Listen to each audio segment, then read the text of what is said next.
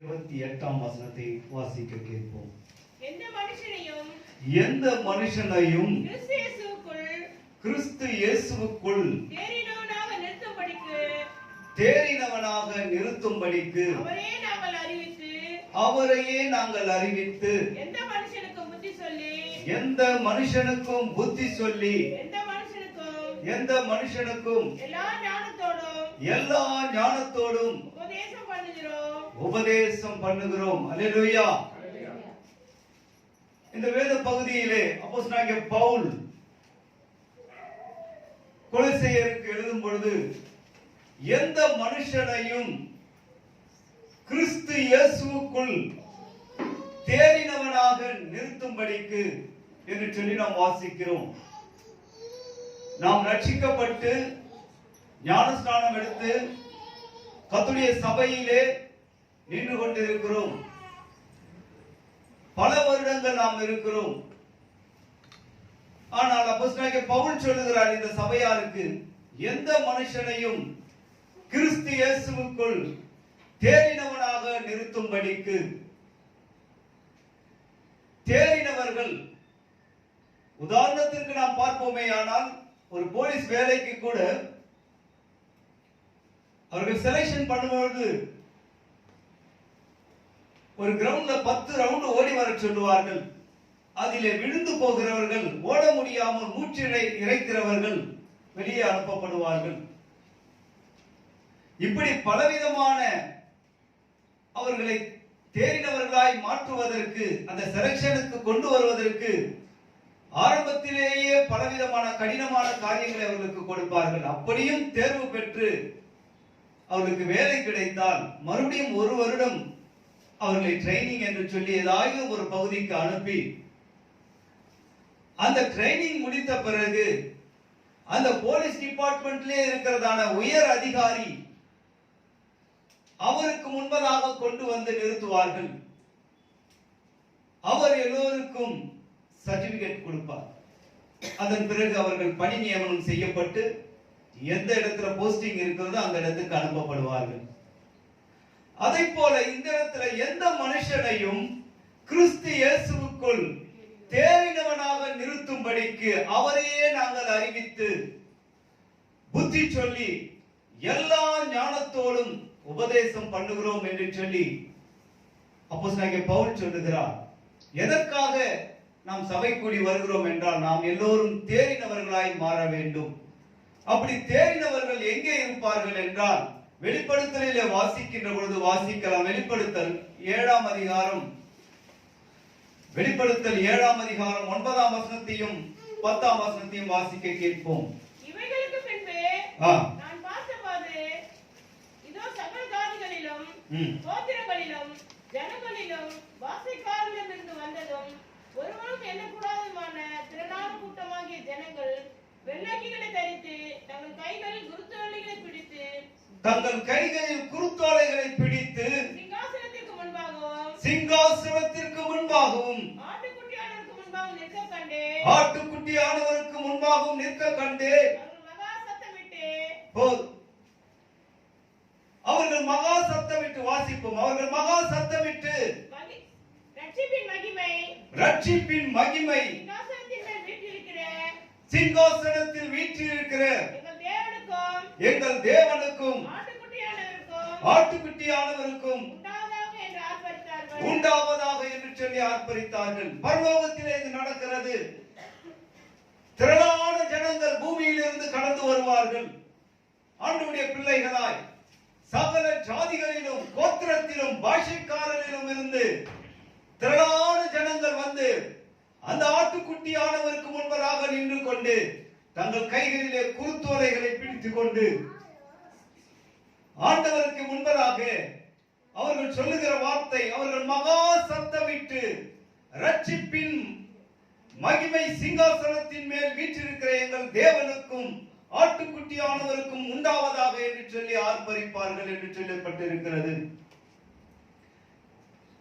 2000 ஆண்டுகளுக்கு முன்பதாக முன்னடப்பாரும் பின்னடப்பாரும் ஓசன்னா என்று சொல்லி ஒரு வார்த்தையை சொல்லி கர்த்தரை ஆர்ப்பரித்தார்கள். தங்கள் கரங்களிலே குருத்தோலைகளை பிடித்துக் கொண்டு தேவனை மகிமைப்படுத்தினார்கள். தங்கள் வஸ்திரங்களை எல்லாம் கீழே போட்டு அந்த கழுதை நடந்து போவதற்கு, கழுதை சுமந்து கொண்டு போகிற ஆண்டவரை ஆராதித்து மகிமைப்படுத்தினார்கள். ஆனால் அவர்கள் ஆராதனை 4 நாட்கள் கூட நீடிக்கவில்லை.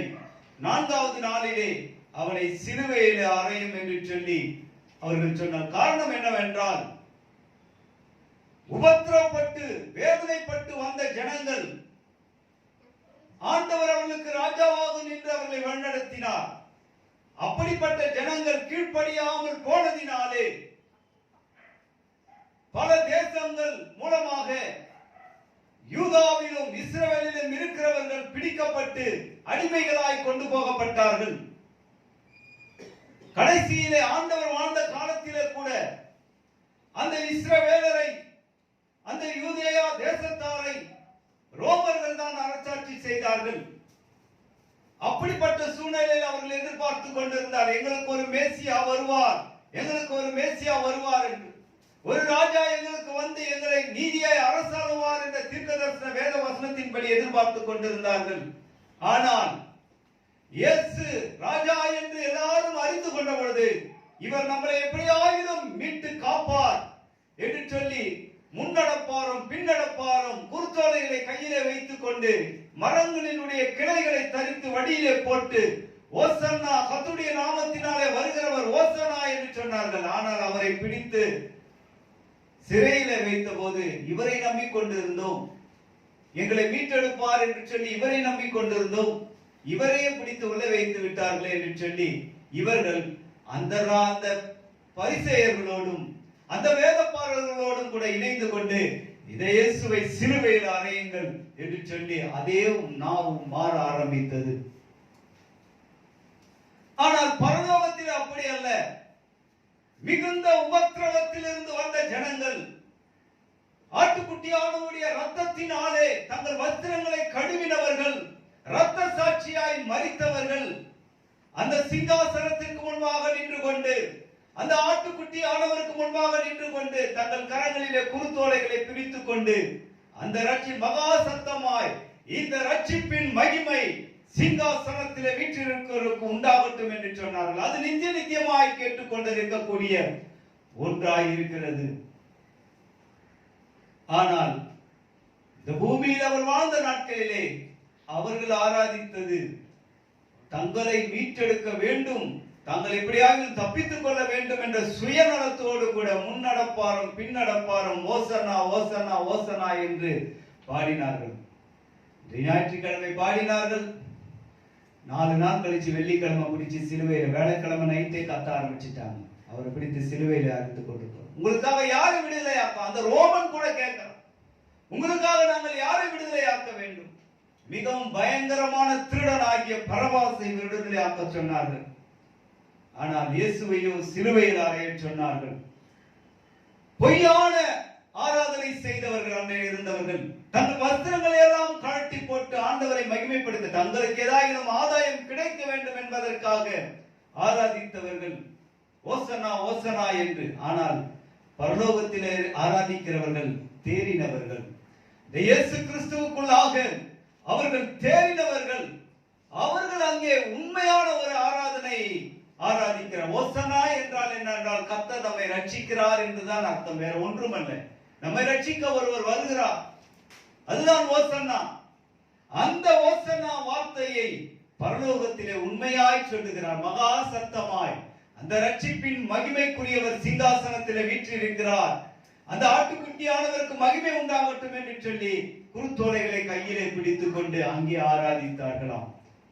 அப்படியானால் ஆண்டவருக்கு முன்பதாக நாம் தேறினவர்களாய் மாற வேண்டுமே என்றால் என்ன செய்ய வேண்டும்? நம்மை நாமே ஆராய்ந்து பார்ப்போம். எத்தனை வருடங்கள் நாம் ஆலயத்திற்கு வருகிறோம்? நான் தேறினவன் தானா?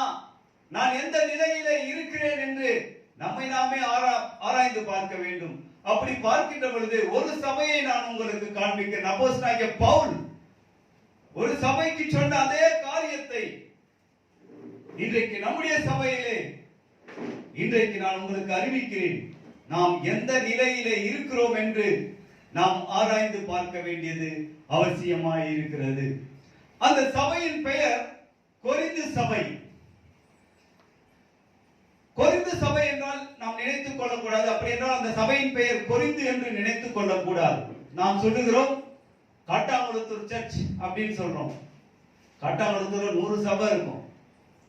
ஆனால் காட்டாங்குளத்தூர் சபைக்கு ஒரு பெயர் இருக்கிறது, கிறிஸ்து ராஜா சுகந்த வாசனை தேவாலயம். அதை நாம் சொல்வதில்லை. அந்த ஊரின் பெயரை வைத்து காட்டாங்குளத்தூர். அது போல கொரிந்து என்பது ஒரு பட்டணம், இன்றைக்கும் இருக்கிறது. கிரீஸ் என்கின்ற ஒரு நாட்டிலே அதன் தலைநகரமாகிய ஏதென்ஸ்.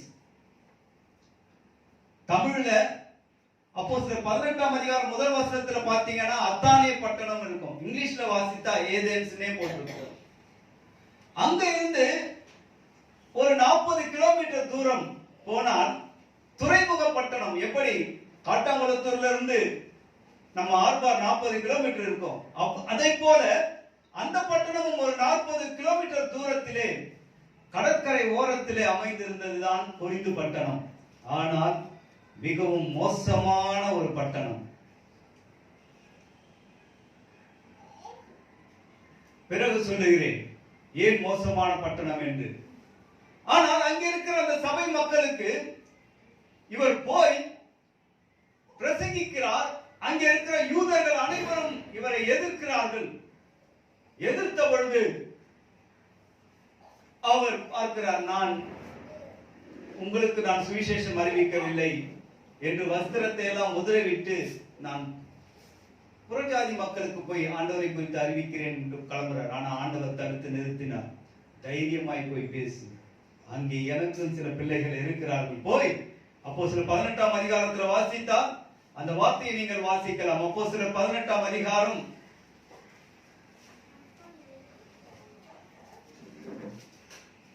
9ஆம் வசனத்தை வாசிப்போம்.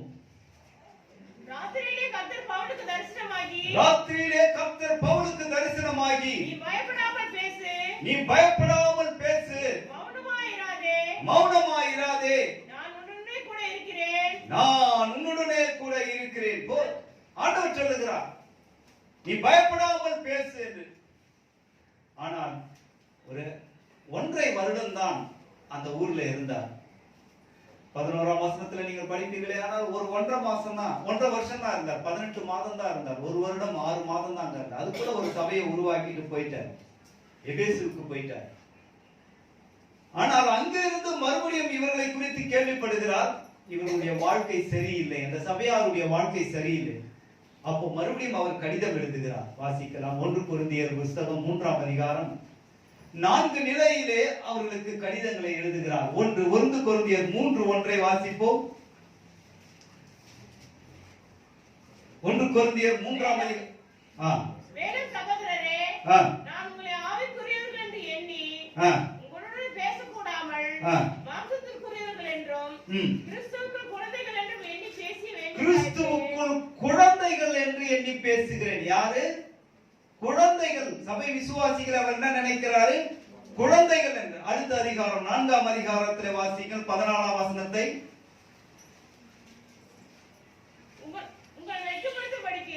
உங்களை வெட்கப்படுத்தும்படிக்கு நான் இவைகளை எழுதவில்லை, நீங்கள் எனக்கு பிரியமான பிள்ளைகள் என்று இப்போது பிள்ளைகள் என்று சொல்லி சொல்லுகிறார். முதலாவது குழந்தைகள் என்று சொன்னார், இப்போது குழந்தை வளர்ந்து பிள்ளையாகிவிட்டது, பிள்ளை என்று சொல்லுகிறார். மூன்றாவதாக 5ஆம் அதிகாரம் அடுத்த அதிகாரம் 11ஆம் வசனத்தை வாசிப்போம். நான் உங்களுக்கு எழுத வேண்டியது என்னவென்றால், சகோதரன் எண்ணப்பட்ட ஒருவன் விபச்சாரக்காரன். சகோதரன் வாலிபன். சகோதரன் யார் என்று அழைப்போம்? சகோதரன் வாலிபனாய் இருக்கிறான். அடுத்த நிலை 11ஆம் அதிகாரம் 7ஆம் வசனத்தை வாசிப்போம். புருஷனானவன். இந்த 4 நிலைகளிலே சொல்லுகிறார். முதலாவது குழந்தைகள் என்று சொல்லுகிறார். 3ஆம் அதிகாரம் 1ஆம் வசனத்தில் வாசித்தோம் அல்லவா? குழந்தைகள் என்று சொல்லுகிறார். 4ஆம் அதிகாரத்தில் பிள்ளைகள் என்று சொல்லுகிறார். 5ஆம் அதிகாரத்திலே வாலிபனாக சகோதரன் என்று அழைக்கிறார். 11ஆம் அதிகாரத்திலே புருஷன் என்று அழைக்கிறார். குழந்தைகள் என்று எண்ணி நான் உங்களிடத்தில் பேசுகிறேன் என்று சொல்லுகிறார். குழந்தைகள் போல அவர் குழந்தைகளுக்கு கொடுக்கக்கூடிய போஜனத்தை சொல்லுகிறார்.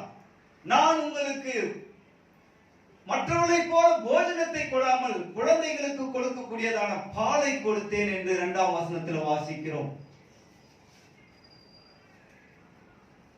ஆதாம் ஏவாளை குறித்து ஒரு டாக்குமெண்டரி பிலிம், அந்த படத்தை நான் பார்த்தேன்.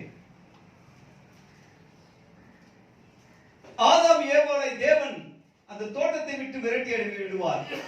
அவர்கள்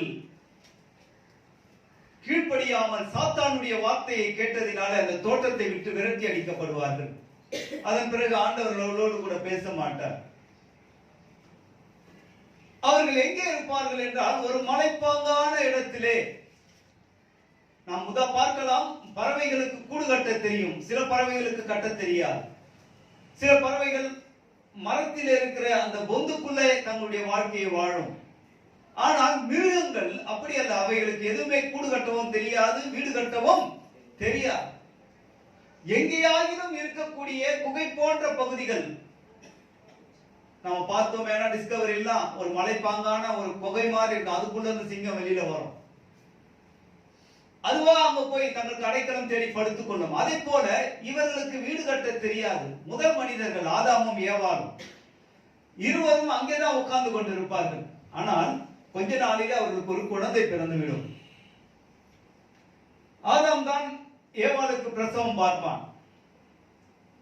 குழந்தை பிறந்த பிறகு 2 பேரும் சந்தோஷமா இருப்பாங்க. கொஞ்ச நேரத்துல பிரச்சனை ஆரம்பிக்கும். குழந்தை பசியில கத்த ஆரம்பிக்கும். இவர்கள் ஒரு தாயின் வயிற்றில் பிறந்திருந்தால் அந்த குழந்தைக்கு நாம் எப்படி பால் குடித்து வந்தோமோ அதை போல பால் கொடுக்கலாம் என்று அறிந்திருப்பான். ஆனால் ஆதாம் மண்ணிலிருந்து உருவாக்கப்பட்டவன், தாயின் வயிற்றில் பிறந்தவன் அல்ல. ஏவாள் ஆதாமில் இருந்து வந்தவன். அவன் எலும்பிலிருந்து உண்டாக்கப்பட்டவன். அவனும் தாயின் வயிற்றிலிருந்து வரவில்லை.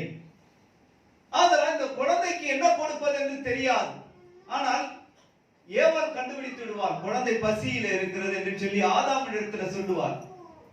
அப்பொழுது இவன் தனக்கும் தன் மனைவிக்கும் பசியானால் என்ன செய்வானோ அதை போல நினைத்துக் கொண்டு ஓட்டமாக ஓடி ஒரு பெரிய வாழைத்தோப்புக்குள்ள போய் மிகப்பெரிய வாழைத்தாரை வெட்டிட்டு வந்து அதுல இருந்து ஒரு பழத்தை விட்டு அந்த குழந்தை வாயில போட்டு திணிப்பான். பிறந்த குழந்தை பழம் சாப்பிடுமா? ஏன்? அவங்களுக்கு கொடுக்க தெரியல. எங்க வீட்டுல நாய் குட்டி போடும். சின்ன வயசுல நாங்க இருக்கும்போது கோழி கூண்டுல வந்து போட்டுருவாங்க. அதுக்கு சாப்பாடு சரி குட்டி போட்டு நாங்க என்ன பண்ணுவோம், எங்க சாப்பாடுலாம் கொஞ்சம் கொஞ்சம் எடுத்து நாய்க்கு நல்லா சாப்பாடு போட்டு குட்டி போட்டுருக்குன்னு சாப்பாடு வைப்போம். அது வெளியில வந்து சாப்பிடும் போது அந்த குட்டியை பார்க்கறதுக்காக சாப்பாடு போடுவோம். அதுங்க எல்லாம் கண்ணு தெரியாம அப்படியே கண்ணு மூடியே இருக்கும். குட்டிங்கெல்லாம் ஒவ்வொன்றும் அப்படியே செதறி கிடக்கும். இந்த நாய் போய் படுத்த உடனே கண்ணு தெரினா கூட அதுங்க அப்படியே ஊர்ந்து ஊர்ந்து வந்து தாயின் மடியிலே பால் குடிக்கிறதை நாங்கள் பார்த்திருக்கிறோம். அதை போல சொல்லிக் கொடுக்கிறதுக்கு ஆண்டவரும் இல்லை. இந்த ஆதாம் ஏவாள் கடைசியாக அந்த குழந்தை தான் கண்டுபிடிக்கும். தெரியும், ஆனால் கண்டுபிடித்த அந்த உணவு தன்னிடத்திலே தான் இருக்கிறது என்பது அவர்களுக்கு தெரியாது. அப்போஸ்தலனாகிய பவுல் அதைத்தான் இங்கே சொல்லுகிறார். நீங்கள் குழந்தைகளாய் இருந்த பொழுது நான் உங்களுக்கு போஜனத்தை கொடாமல் பாலை கொடுத்தேன் என்று பேதுருவிலே வாசிக்கிறோம். அந்த பால் என்னவென்றால் திருவசனமாகிய களங்கம் இல்லாம ஞானப்பால் என்று வேத வசனத்தை சொல்லப்பட்டிருக்கிறது. அடுத்த நிலையிலே நாம் பார்க்கின்ற போது பிள்ளைகள் என்கின்ற நிலையிலே பார்க்கிறோம். கொஞ்சம் வளர்ந்துட்டாங்க.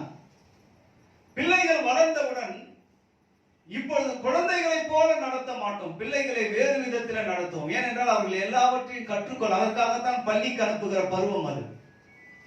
ஸ்கூலுக்கு அனுப்பி படிக்க வைக்கிற, ஏன்னா அவங்க கற்றுக்கொள்ளக்கூடிய வயது. அந்த வயதிலே தவறுகள் அதிகம் செய்வார்கள். ஏனென்றால் தெரியாது எது நன்மை எது தீமை என்று தெரியாது. அதனால்தான் அப்போஸ்தலனாகிய பவுல் அந்த 4ஆம் அதிகாரம் 21ஆம் வசனத்தில் வாசிப்போம். 1 கொரிந்தியர் 4:21.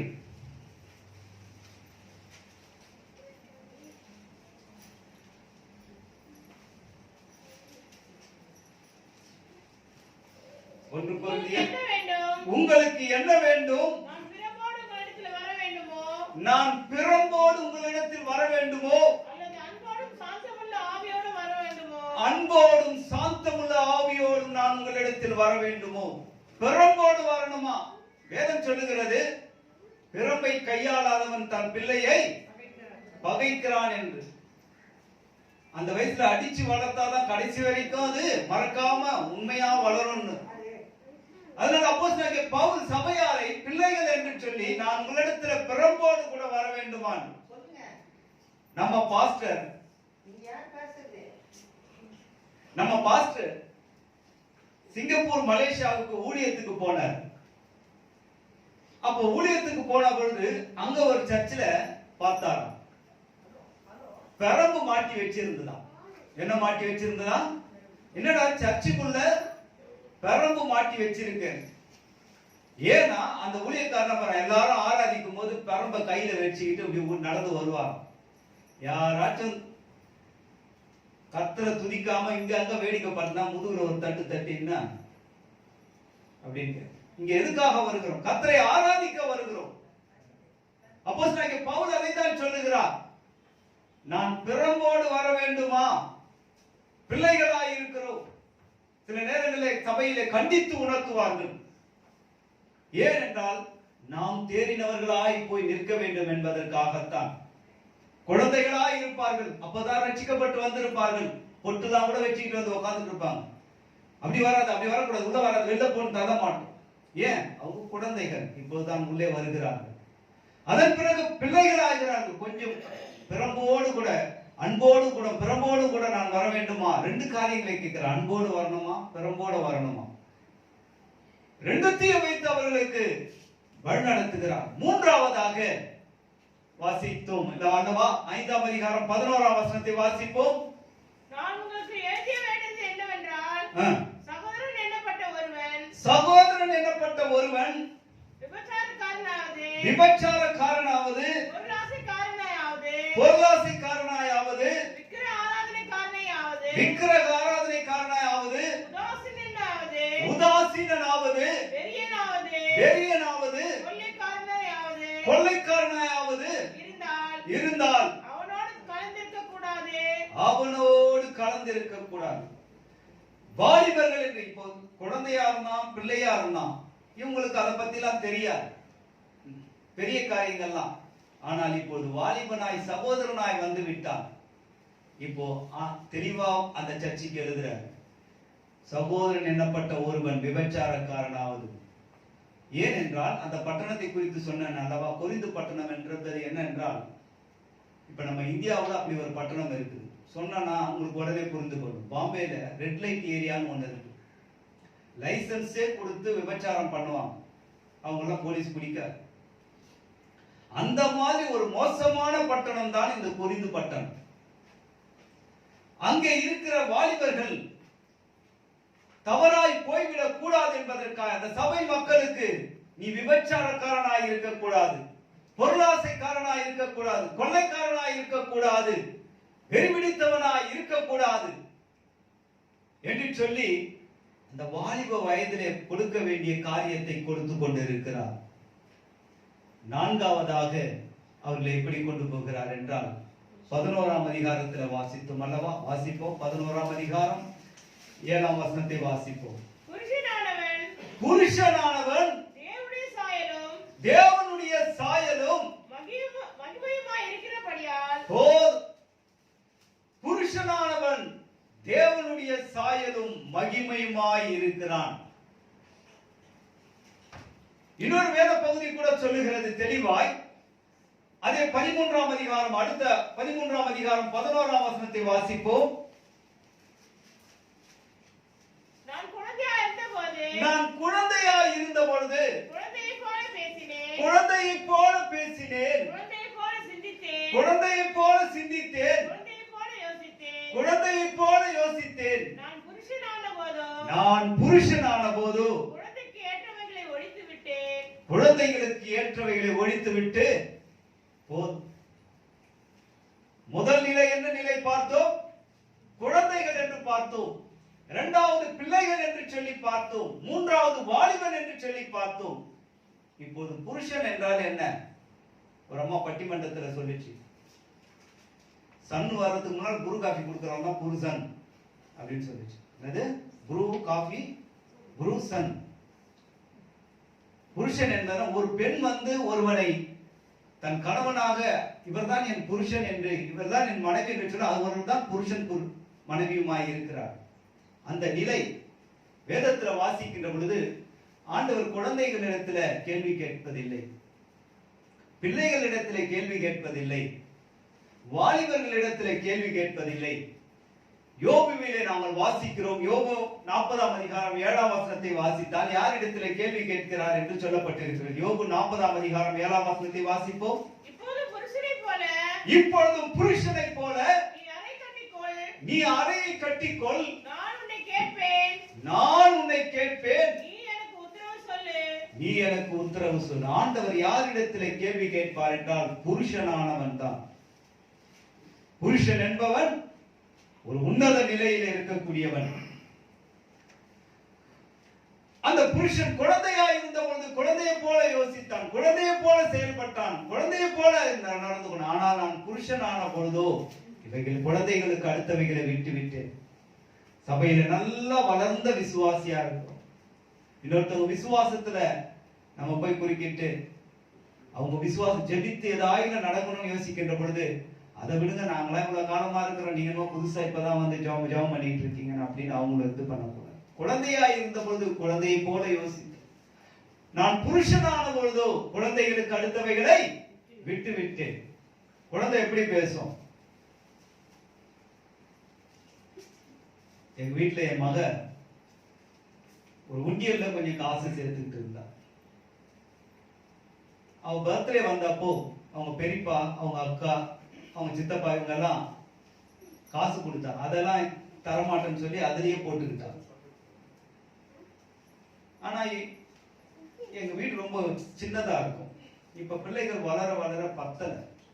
அதனால எப்ப பார்த்தாலும் டெய்லி அந்த பேச்சு இருக்கு. என் மனைவியும் என் மகனும் வந்து நின்றுட்டு எப்ப மேல வீடு கட்டுவீங்க, நான் ஜெம்ஸ் விளம்பரம் கட்டுவோம் கட்டுவோம் சொல்லிட்டு இருப்பேன்.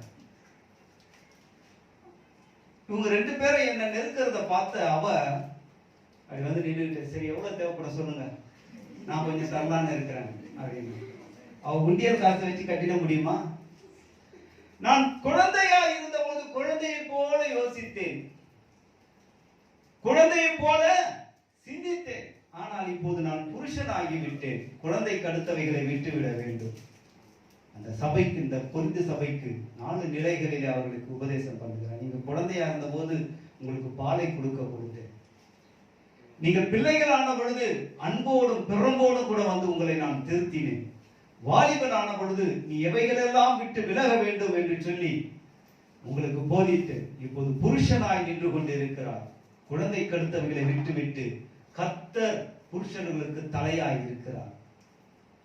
அந்த வசனத்தில் அதுதான் வாசம். தேவனுடைய சாயலாய் இருக்கிறான். புருஷன் எப்படி இருக்கிறான்? தேவனுடைய சாயலாய் இருக்கிறான். ஆதலால் தேவனுக்கு அடுத்தவைகளை சிந்தித்துக் கொண்டு இருக்க வேண்டும் என்று சொல்லி அந்த வேத பகுதியில வாசித்தோம். இதற்கு அடுத்து இன்னொரு நிலை இருக்கிறது. ஆனா இந்த சபைக்கு அதை சொல்லவில்லை. அடுத்து புருஷனுக்கு அடுத்த நிலை என்ன? புருஷனுக்கு அடுத்த நிலை என்ன சொல்லுங்க. குழந்தையா இருந்தாங்க, பிள்ளையா இருந்தாங்க, வாலிபனா இருந்தாங்க, புருஷன் ஆயிட்டாங்க. அதான் 130 கோடி இருக்குது. எல்லாம் அப்பாவான ஆசைப்பட்டா இந்தியாவுல 130 கோடி மக்கள் இருக்கிறாங்க. அடுத்த நிலை என்ன? தெரியல.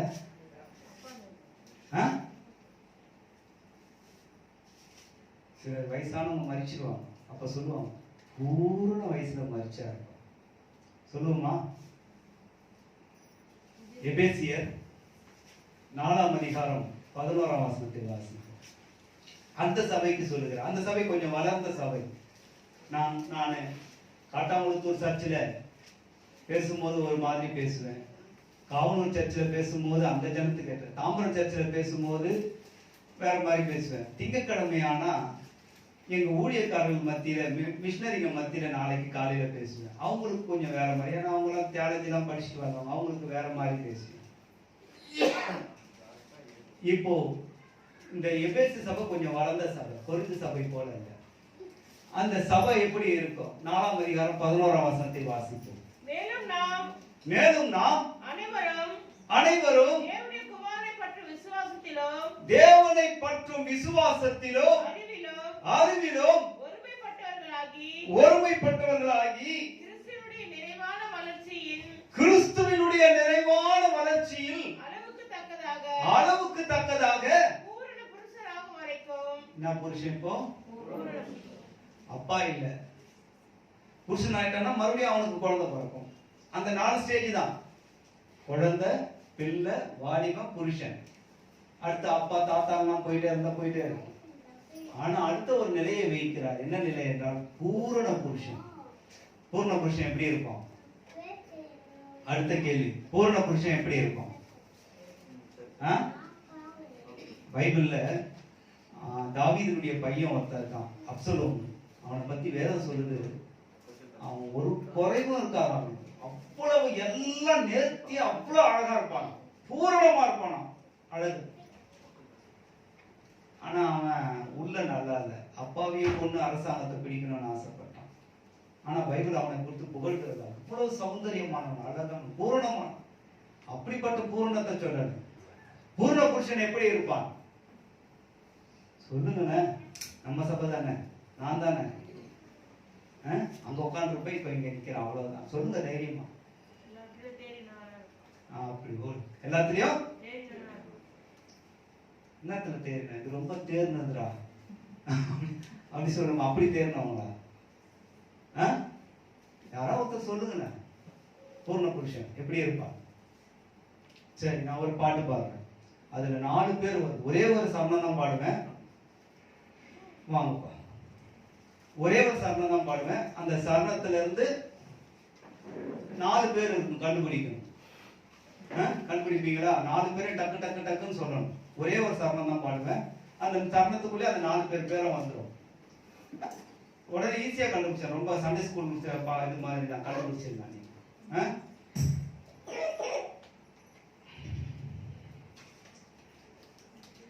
சிங்கக்கேபியில் நான் விழுந்தேன், அவர் என்னோட வந்திருந்தார்.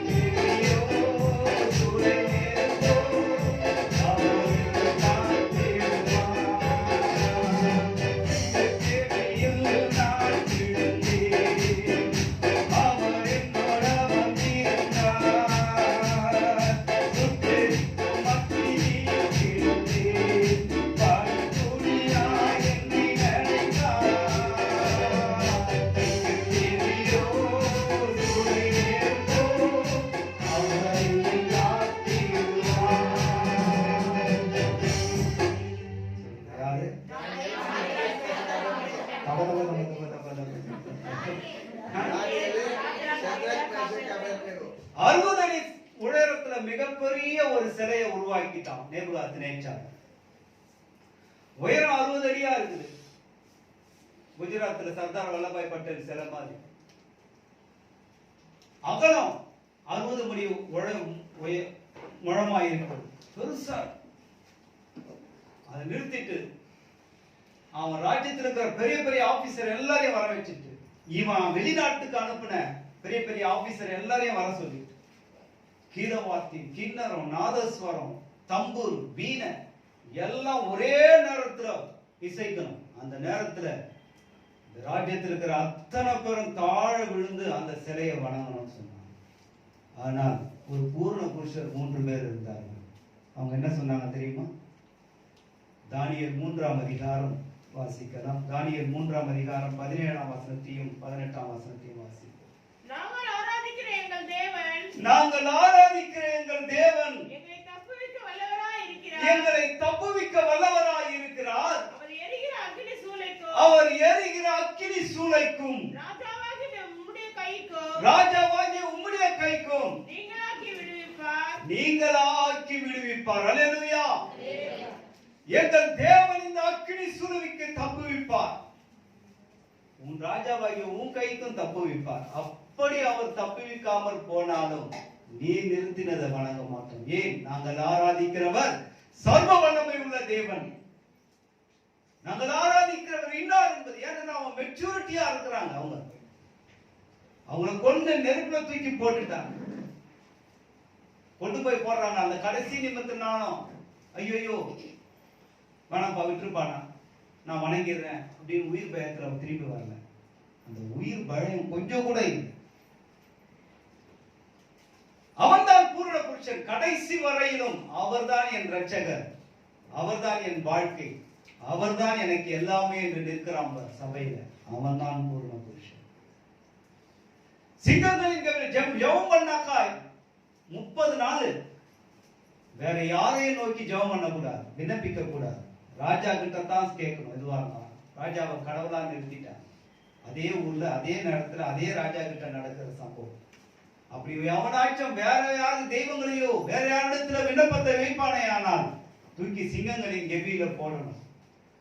அந்த முத்திர போட்டதை கேள்விப்பட்ட தானியேல் எப்பவும் போல கதவுகளை திறந்துட்டு பலகணிகளை, அதுவும் பலகணின்றது மேல இருக்கும், எல்லாரும் பார்க்கிற மாதிரி அங்க இருந்து தன் தேவனை நோக்கி 3 முறை ஜெபம் பண்ணி கொண்டே இருந்தான். தூக்கி சிங்கங்களின் கெபியில போட்டான். கர்த்தர் அங்கேயே இருந்தார். அல்லேலூயா. அவன்தான் பூரண புருஷன். ஒருத்தன் என்ன பண்ணான்? ஆண்டவர் கூட நடந்து போயிட்டே இருந்தான். ஆண்டவர் அவன் கூட ரொம்ப பிடிக்கும் வருது. ஒரு நாள் 2 நாள் இல்ல, 300 வருஷம் ஆண்டவர் கூடயே நடந்தான். ஒரு நாள் நடந்து 2 பேரும் கற்பனையா சொல்லுவாங்க, ஒரு நாள் 2 பேரும் நடந்து போயிட்டே இருந்தாங்க. ரொம்ப தூரம் போயிட்டாங்க. அப்பா ஆண்டவர் சொன்னார், திரும்பி வீட்டுக்கு போப்பா அப்படின்னு சொன்னார். அப்பா அவன் சொன்னான், ஆண்டவர் இவ்வளவு தூரம் நீங்க கூட வந்தீங்க, தைரியமா வந்துட்டேன், நான் ரொம்ப தூரம் வந்துட்டேன்னு நினைக்கிறேன், திரும்பி போறதுக்கு பயமா இருக்குது, நீங்க ஒன்னா திரும்பி வாங்க. இல்லப்பா நான் போகணும். அப்ப நான் என்னையும் கூட சேர்ந்து கூப்பிட்டு போங்க. போயிட்டான். யார் அவன்? ஏனோ. மரணமே இல்லை அவன் வாழ்க்கையில். ஆண்டவரோடு கூட 300 வருஷம் நடந்தான். மரணத்தை காணாதபடி போயிட்டான். அவன் தான் பூரண புருஷன். ஆண்டவர் கூடயே நடந்து போயிட்டே இருக்க, ரொம்ப தூரம் போயிட்டான். டாட்டா சொல்லி இன்னொருத்தர் இருக்கிறான். பிசாசானவன் ஆண்டவரிடத்துல உத்தரவு கேட்டுக்கொண்டு அவனை அழிக்க புறப்பட்டு எப்படி வந்தான் என்றால் பெரும் காற்றாக புறப்பட்டு வந்தான். நம்மளாம் சொல்லுவோம் ஆவின்னும், ஆனா இந்துக்கள் கரெக்டா சொல்லுவாங்க காத்து கருப்புன்னும். யோபினுடைய வாழ்க்கையில காற்று தான் வந்து மோதி அடித்ததிலே அவன் இருந்த வீடு அப்படியே இடிந்து விழுந்து 10 பிள்ளைகளும் மறித்து போனான். அவன் ஆடு மாடுகள், ஒட்டகங்கள், கழுதைகள் எல்லாம் ஒரே நாளிலே மறிக்கிறது. அவனுக்கும் சரீரத்தில நோய். மனைவி திட்டா. இவர்கள் எல்லாம் இவன் சம்பாதித்தவைகள். யோபுக்கு நோய். இவன் இழந்தது தன் பிள்ளைகளை, இவன் இழந்தது அவன் சம்பாதித்த ஆடு மாடுகளை. ஆனால் அவன் மனைவி வேறொரு குடும்பத்தை சேர்ந்தவர். அதனால ஆண்டவர் அவனை டச் பண்ண அவளை விட்டுட்டார். ஆனா இப்ப அவ சொல்றா, ரொம்ப ஆண்டவர் அந்த தேவனை தூஷித்து ஜீவனை விடுகிறார். அப்போ ஒரு வார்த்தை சொல்லுவான், நான் தாயின் கர்ப்பத்திலிருந்து நிர்வாணியாய் வந்தேன், நிர்வாணியாய் திரும்ப போகிறேன். கர்த்தர் கொடுத்தார், கர்த்தர் எடுத்தார். அல்லேலூயா. அந்த நம்பிக்கையோடு கூட இருந்தவன் அந்த பூர்ண புருஷன் இருந்தான். இந்த எல்லாத்துக்கும் மேல இன்னொருத்தர் இருக்கான். அவனும் மரணத்தை காணாதபடி போயிட்டான். யார் அவன் தெரியுமா? எல்லாரும் பின்னாடி உட்காந்துக்கிறாரு. உனக்கு க்ளூ கொடுக்குற யாரு? நம்ம சபையும் ஒருத்தர் இருக்கிறார். அவனை பத்தி வரலாறே இல்லை. ஒரு தேசத்துல மிகவும் கொடுமையான அரசாங்கம் நடந்து கொண்டிருக்கு. திடீர்னு அரண்மனைக்குள்ள வரான். நான் சொல்லாம வானத்திலிருந்து மழையும் பெய்யாது பனியும் பெய்யாது சொல்லிட்டு போயிட்டே இருந்தான். புடுறான் ஓடி ஒளிஞ்சுக்கிட்டான். அவன் சொன்னபடியே மழையும் பெய்யவில்லை, பனியும் பெய்யவில்லை. மிருக ஜீவன்கள் எல்லாம் தண்ணீர் இல்லாமல் துடித்து விழுந்து செத்து கொண்டு இருக்கிறது. ராஜா கதறுகிறான். எந்த தேசத்திலாவது தண்ணீர் கிடைக்குமா போய் பாருங்க, மிருகங்களுக்கு ஏதாவது கிடைக்குமா ஓடி போய் பாருங்க.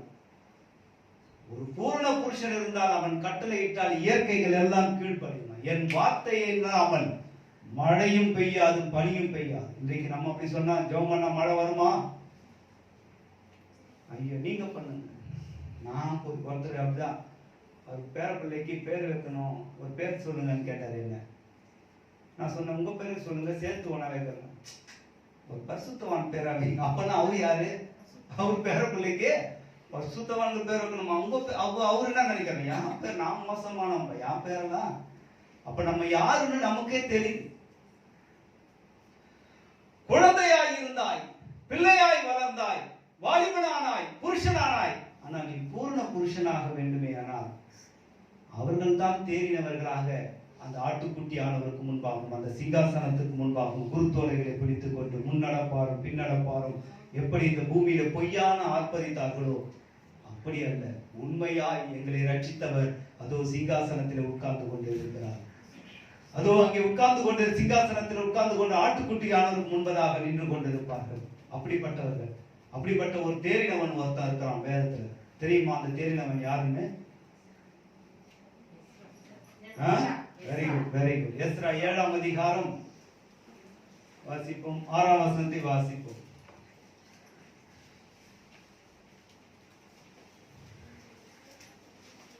எங்க இருக்கு முதல்ல அதை தேடுறதே கஷ்டம். இந்த எஸ்ரா இஸ்ரவேலின் தேவனாகிய கர்த்தர் அருளிய மோசேயின் நியாய பிரமாணத்திலே தேறின வேத பாரகனாய் இருந்தான். அவருடைய தேவனாகிய கர்த்தருடைய கரம் அவன் மேல் இருந்ததினால் அவன் கேட்டவைகள் எல்லாம் ஒரு சாதாரண ராஜா, உலகத்து ராஜா, இவன் வேதத்திலே தேறினவனாய் இருந்ததை பார்த்து அவன் கேட்டவைகள் எல்லாவற்றையும் கொடுத்தான். நீங்களும் நானும் தேறினவர்களாய் இருக்கும் பொழுது யுகாயுகமாய் அவரோடு கூட வைத்துக் கொள்ளும்படியாய் திரளான, இதோ நான் என் கண்களை ஏறெடுத்து பார்க்கையில் திரளான ஜனங்கள், அந்த பாஷைக்காரரும் மிகுந்த உபத்திரவத்திலிருந்து வந்தவர்களும் பல ஜாதிக்காரருமாகிய அவர்கள் வெள்ளை அங்கிகளை தரித்துக் கொண்டு குருத்தோலைகளை தங்கள் கைகளிலே பிடித்துக் கொண்டு அந்த சிங்காசனத்துக்கு முன்பாக நிற்கிறவரை நோக்கி ஓசன்னா என்று சொல்லி பாடி ஆர்ப்பரித்தார்கள். ரட்சிக்கிறவரே என்று சொல்லி ஆர்ப்பரித்தார்கள். இந்த எஸ்ரா தேறினவன். இந்த மகிமை யாருக்கு என்றால், அன்றைக்கு வந்த கழுதை, ஆண்டவரை சுமந்து கொண்டு வந்த அந்த கழுதைக்கு எல்லாரும் வஸ்திரங்களை விரிக்கிறாங்க. அந்த கழுதைக்கா 4 நாள்ல அவரையே தூக்கி மாட்டிட்டானுங்க. அந்த கழுதை கண்டி வந்திருந்தா அவ்வளவுதான், கழுதை தூக்கி அடிச்சு துரத்தி ஓடி இருப்பாங்க இல்ல. ஆனால் அந்த கழுதைக்கு இப்போ மரியாதை இருக்கு. இந்த எஸ்ரா யார்? ஒரு அடிமை.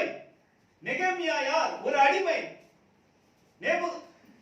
நேபுகாத் அரசாங்கத்திலே, இவர்கள் பாபிலோனியுடைய அரசாங்கத்திலே இவர்கள் எல்லாம் அடிமைகளாய் இருக்கிறார்கள். அசிரியர்கள் இவர்களை ஆண்டு கொண்டிருக்கிறார்கள். பாபிலோனியர்கள் இவர்களை ஆண்டு கொண்டிருக்கிறார்கள். ஆனால் இவர்கள் இயேசுவை சுமந்து கொண்டு எங்கே அடிமையாய் இருந்தாலும், நான் ஒரு கழுதை, என் தேசம் எப்படி இருக்கிறது என்று சொல்லி அங்கே சாப்பிடாமல் உபவாசம் இருந்து கண்ணீரோடு கூட அழுதார்கள். அந்த கழுதைகளை மேன்மைப்படுத்தினார் ஆண்டவர். நியாயப்பிரமாணத்திலே தேறினவனாய் இருந்தபடினால் ராஜா அவர்கள் கேட்ட எத்தனையும் கொடுத்தார். நீங்களும் நானும் ஆராதனைக்கு வந்து கொண்டு இருக்கிறோம். ஆண்டவரே, நம்மை நாமே ஆராய்ந்து பார்ப்போம். நான் இன்னும் குழந்தையை போல இருக்கிறேனா? எப்படி வந்தோனோ அப்படியே இருக்கிறேனா? சிலர் சொல்லுவாங்க, கல்யாணம் ஆன அப்பா எப்படி இருந்தீங்களோ அப்படியே இருக்கிறீங்க எத்தனை வருஷம். ஆனால் சபையில இருக்கிறவங்க அப்படி இருந்தால் அது தேவனுக்கு பிரியமா இருக்காது. அதனால தான் அந்த கொரிந்து சபையை பார்க்கிறார். அது ஒரு மோசமான ஊரில் இருந்தது. அவர்களை தேற்றும்படி, நீங்கள் குழந்தையா இருந்த பொழுது உங்களுக்கு பாலை குடிக்க கொடுத்தேன், உங்களுக்கு ஆவிக்குரிய சத்தியத்தை நான் கொடுக்கவில்லை, போஜனத்தை கொடுக்கவில்லை, பாலை குடிக்க கொடுத்தேன். பிள்ளைகள் ஆன பொழுது அன்போடும் பிறவோடும் உங்களை திருத்தினேன். வாலிபனான பொழுது நீ எவைகளெல்லாம் செய்யக்கூடாது என்று சொல்லினேன். புருஷனான போது உன் அறையை கட்டி கொண்டு நில், கர்த்தர் உன்னை கேள்வி கேட்பார் என்று உனக்கு போதித்தேன். ஆனால் பூர்ண புருஷனான பொழுதோ நீ அந்த மகிமைக்குரிய தேறினவனாய் மாறுகிறவனாய் இருக்கிறார். எபேசு சபையில பூர்ண புருஷர்கள் இருந்தார். எத்தனையோ பேர் வேதத்தில் இருக்கிறார். புதிய ஏற்பாட்டின் காலத்தில் பார்க்கும்போது தேவனை எல்லாம் பார்க்கும் பொழுது அவன் விசுவாசத்துல தேறினவன் என்று சொல்லி அவனை செலக்ட் பண்றாங்க சபையில இருந்து. அவன் விசுவாசத்துல மாத்திரம் தேறினவன் அல்ல, எல்லாரும் கல்லால் அடிச்சு கொள்றாங்க, முழங்கால் படியிட்டு தேவனை நோக்கி அந்த பரலோக தேவனை தன் கண்களினாலே பார்த்தான், பார்த்து கொண்டே மறித்தான். அந்த பூர்ண புருஷர்கள் அப்படி இருந்தார். இன்றைக்கு சபையில் இருக்கிற நாம் எப்படி இருக்கிறோம்? அப்படியே வந்த நிலைமையிலேயே இருக்கிறோமா? இல்லாவிட்டால் பாஸ்டர் அடிக்கடி திட்டுற மாதிரி குழந்தைகளை மாதிரி பெரம்பு யூஸ் பண்றான். அந்த சர்ச்சு சொன்ன சிங்கப்பூர் சர்ச்சில் பெரம்பு மாட்டி, அந்த மாதிரி இங்க ஒரு பெரம்பு மாட்டி வைக்கணும். எங்கேயோ கூட்டுல கொண்டு வந்து அடைச்சிட்ட மாதிரி மத்தவங்களாம் ஆராய்ச்சிட்டு இருப்பாங்க, அப்படியே அடைச்சிட்ட மாதிரி பரிதாபமா பார்த்துட்டு இருப்பாங்க. அதுல சிலர் டைம்லாம் பார்ப்போம். நமக்கே அங்க இருந்து என்னன்னா டைம் காட்டுவாங்க, பார்ப்போம். அது எதுக்கு வரணும்? அடுத்தவங்க நாம வந்து ஆராதிப்பாங்க இல்லையா? அப்படி ஒரு நிலைமையில இருக்கிறோமா? இல்ல வாலிப சபைக்கு வரும், இங்க இருக்கும் போது இருக்கும், வெளியில போனவனே உலக ஆசைகள், அக்கிரமம், விபச்சார எண்ணங்கள், வேசித்தனங்கள் எல்லாம் சூழ்ந்து கொண்டு இருக்கிற இவனா கிறிஸ்தவனா என்று கேள்வி கேட்கிற அளவிற்கு இருக்கிறோம். இல்லாவிட்டால் புருஷன் ஆன பொழுதோ பலருக்கு பதில் சொல்லணும். மனைவி இருக்கிறா, பிள்ளைங்க இருக்கிறாங்க, அவங்க குடும்பம் இருக்கிறது, ஆண்டவருக்கும் பதில் சொல்லணும். ஏன்னா ஆண்டவர் புருஷனிடத்துலதான் கேள்வி கேட்க. ஆனால் அதிலையும் நின்றுக்கிறவன் பூர்ண புருஷனாய் மாறுகிறான். அப்படிப்பட்டவர்கள் எப்படி இருந்தார்கள் என்று சொல்லி நான் பார்த்தோம். நாமும் அந்த ஆட்டுக்குட்டி ஆண்டவருக்கு முன்பதாக போய் நிற்க போகிறோம். அன்றைக்கு 2000 ஆண்டுகளுக்கு முன்பதாக பொய்யான ஆராதனை, முன்னடப்பாரம் பின்னடப்பாரம், ஓசனா ஓசனா என்றார். அப்படி நாம் ஆராதித்துக் கொண்டு இருக்கிறோமா? இல்லாவிட்டால் நமக்கு ஒரு நிச்சயத்தை வைத்துக் கொண்டு அங்கே போய் நான் ஓசனா என்று சொல்லி தேறினவனாய் நான் அங்கே நிற்பேன் என்று எத்தனை பேருக்கு அந்த நம்பிக்கை இருக்கிறது? அவர்கள் எல்லாம் விசுவாசத்தோடு கூட பாடுவோமா? கரங்களை தண்ணி பாடுவோம். துன்பங்கள் சூழ்ந்து வந்தாலும், கொள்ளை கஷ்டங்கள் தேடி வந்தாலும், துன்பங்கள் சூழ்ந்து வந்தாலும், கொள்ளை கஷ்டங்கள் தேடி வந்தாலும்,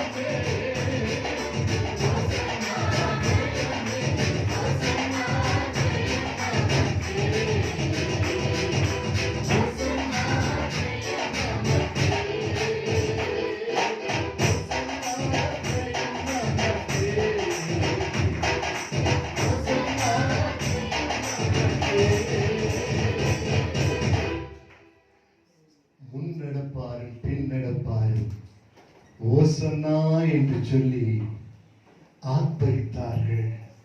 சகரியா தீர்க்கதரிசி இதை முன்கூட்டியே தீர்க்கதரிசனமாய் அறிவித்தார். சீயோன் குமாரத்தியின் ராஜா கழுதையின் மேலும் கழுதை குட்டியாகிய மரியின் மேலும் ஏறி வருகிறவராய் இருக்கிறார். முன்னடப்பாரும் பின்னடப்பாரும் ஓசன்னா என்று சொல்லி அவரை ஆர்ப்பரித்தார்கள். இன்னைக்கு பார்த்தீங்கன்னா கையில குருத்தோலை பிடிச்சிட்டு போவாங்க. இதுக்கு குருத்தோலை ஞாயிறு வேற பேர், பாம் சண்டே.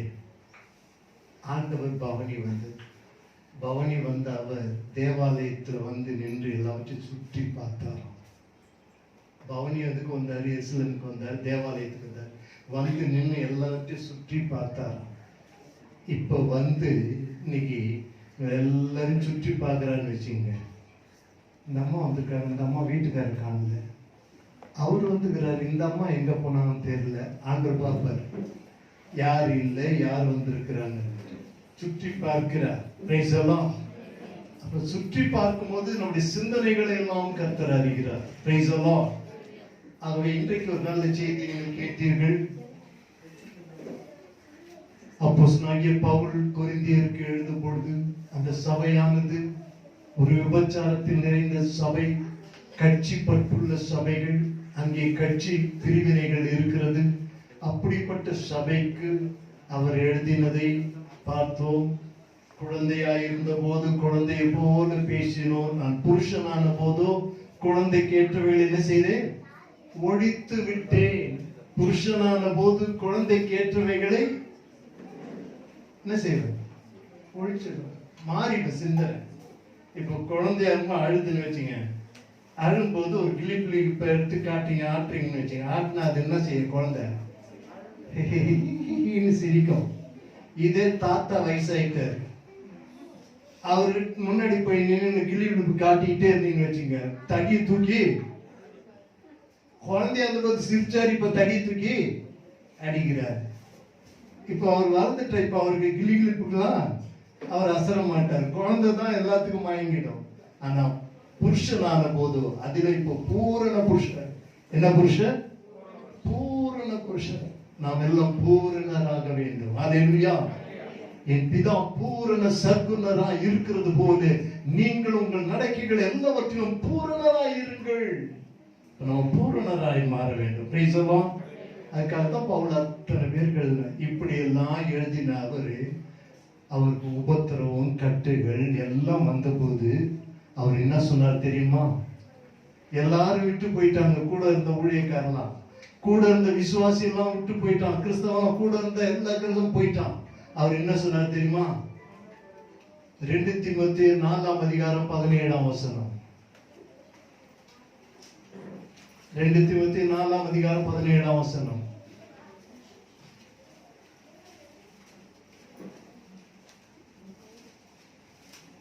செகண்ட் தீமோத்தேயு, கர்த்தரோ எனக்கு துணையாக நின்று என்னாலே பிரசங்கம் நிறைவேறுகிறதற்காகவும்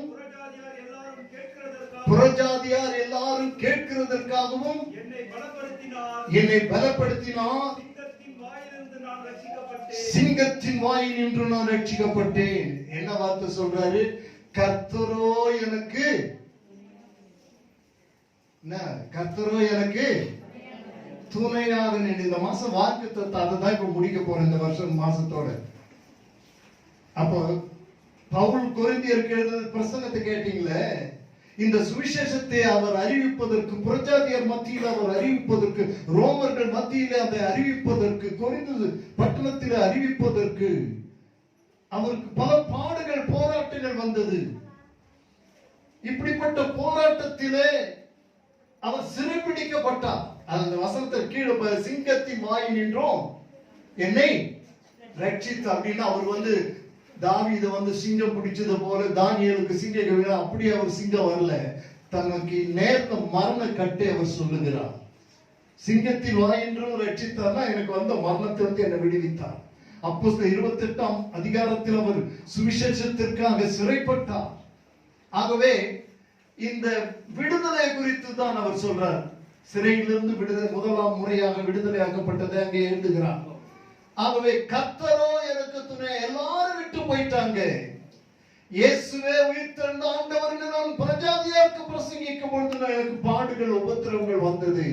எல்லாரும் விட்டு போயிட்டாங்க. ஏன்னா யாரும் பூரணராகல. பூரணராயிருந்தா இந்த சாத்ராக், மேஷாக், ஆபத்நேகோ போல கூட நின்று நாங்கள் ஆராதிக்கிற தேவன் எங்களை விடுவிக்க வந்தவர் என்று சொல்லி இருப்பார்கள். ஆகவே அவர்கள் பூரணராகாத பட்சத்தில் பவுலை விட்டு போய்விட்டார்கள். ஆனால் பவுலுடைய அறிக்கை என்ன? கர்த்தரோ எனக்கு துணையாக இருந்தார். அல்லேலூயா. இந்த உலகத்துல எல்லாரும் உன்னை விட்டு விட்டு போயிடும். நீ நம்புகிற ஆட்கள், நீ நம்புகிற ஸ்தாபனம் எல்லாம் உன்னை விட்டு விடும் போது கர்த்தரே உனக்கு துணையாயிருப்பார். அல்லேலூயா. அவர் இந்த மாத வாக்குத்தத்தத்தின்படி இந்த 28 தேதி வரையிலும் கர்த்தர் உனக்கு துணையா இருந்து வழி நடத்தி வந்தார். மீதி எஞ்சி இருக்கிற நாட்களிலும் கர்த்தர் உனக்கு துணையா இருப்பார். ஆகவே கேட்டு சத்தியத்தின்படி நீங்கள் பூரணராய் கடந்து போக வேண்டும். அல்லேலூயா. இந்த பூமியில வாழறது எதுக்காகன்னா, இப்ப 4 பருவங்கள் இருந்தது பார்த்தீங்களா? குழந்தை பருவம், சிறு பருவம், வாலிப பருவம், வயோதிப பருவம். இந்த வயோதிப புருஷரான இந்த பருவத்திலும் 5வது ஒரு பூரண பருவம் வருது பாருங்க. அந்த பருவத்தோடு இந்த உலகத்துல வாழணும். Praise the lord. அல்லேலூயா. போன வாரம் சனிக்கிழமை வெள்ளிக்கிழமை ஒரு ஊழியக்காரர் இறந்துட்டார். சனிக்கிழமை அடக்கம் பண்ண அவங்க பையன் ஃபாரின்ல இருந்தான். புதன்கிழமை அவன் வந்தான். புதன்கிழமை காலையில வந்து புதன்கிழமை மத்தியானம் 12:30 மணிக்கு இங்கதான் கல்லறையில தான் அடக்கம் பண்ணேன். அவன் பையன் வந்த பிறகு அடுத்த நாள் வேலைக்கிழமை அவருக்கு பிரேயர் மீட்டிங் காலேஜ் ஸ்கூல்ல. அந்த சபையாரெல்லாம் இதோட ஊழியம் போயிடுச்சு அப்படின்னு நினைச்சு பேச ஆரம்பிச்சுட்டாங்க. ஆனா அவருடைய மனைவியும் அவங்க பையனையும் கூப்பிட்டு, நீ உன் வேலையை கர்த்தர் அனுமதித்த நாள் வரையிலும் செய்த, ஒருவேளை ப்ராஜெக்ட் இருக்கும்போது முடிச்சிடு, இந்த ஊழியத்தை உங்க அப்பாவுடைய ஊழியத்தை நீ சிறமேற்கொண்டு செய்யணும்னு சொல்லி அம்மாவையும் பிள்ளையும் காலேஜ் ஸ்கூல் வச்சு ஆர்டினேஷன் பண்ணிட்டு அவங்களுக்கு சர்டிஃபிகேட் கொடுத்துட்டு வந்தேன். எல்லாரும் பார்த்தாங்க. நம்மோடு ஊழியம் போய்விடாது, நமக்கு பிறகும் ஊழியம் நடக்கும். பூரணராய் நாம் இருக்கிற வரையிலும் பூரணராய் கடந்து போக வேண்டும். இந்த உலகத்துல வாழும்போது நாம் இருப்பது பூரணராய் கடந்து போவதற்கு. அல்லேலூயா. பூரணராகவே பூவினில் வாழ்ந்திட கிருபை அளித்தோனே. பூரணராகவே பூவினில் வாழ்ந்திட கிருபை அளித்தோனே. புகழை நீருண்டே மகிழ்ந்து நம்மே மகிழ்ந்து செலுத்திடுவே. புகழை நீருண்டே மகிழ்ந்து நம்மே மகிழ்ந்து செலுத்திடுவே. கோரில்லாதோனே நானும் பாடியே துதித்திடுவே.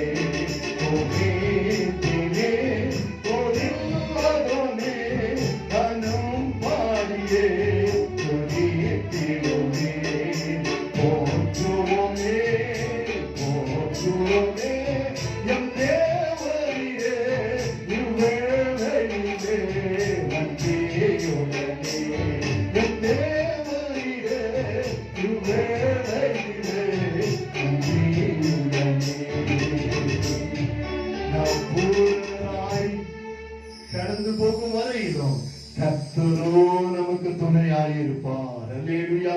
விசுவாசிகள் கரம் வைத்து கர்த்தரை ஸ்தோத்திரிக்கலாம். நாம் இந்த உலகத்தில் பூர்ணராய் வாழ்ந்து கடந்து போக மாட்டோம். கர்த்தரே நமக்கு துணையாயிருக்க போகிறார். அவரே நம்முடைய துணையாளர். நான் உன்னை விட்டு விலகுவது உண்டு, உன்னை கைவிடுவது சொன்னேன். ஒரு நல்ல துணையாளராய் கர்த்தர் நம்மோடு கூட இருக்கிறார். Thank you Jesus. நான் அவன் வலது கையை பிடித்து பயப்படாதே, உனக்கு துணை நிற்கிறேன் என்று சொன்னவர் இந்த நாள் வரையில நமக்கு துணையாய் இருந்தார். இனியும் துணையாய் இருப்பார். நாம் பூரணராய் கடந்து போய் ஒரு பூர்ண ஆயுசுல மரிக்கின்ற வரையிலும் கர்த்தர் நமக்கு துணையாய் இருப்பார். Thank you holy spirit. நன்றி ஆண்டவரே, நீ பேசின வார்த்தைகளுக்காய் நன்றி. தொடர்ந்து உடைய கரங்களை இயேசுவின் நாமத்தில் பிதாவே. ஆமென்.